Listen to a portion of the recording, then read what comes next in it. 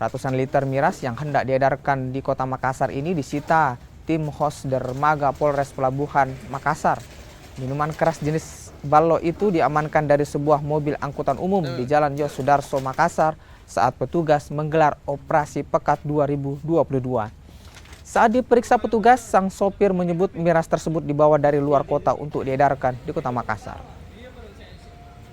2 hari ini dalam operasi Pekat ini kami telah mengamankan 1 TO penjual miras, ditambah non-TO pelaku remaja yang pesta miras di pinggir jalan, beserta remaja yang membawa busur beserta ketapelnya.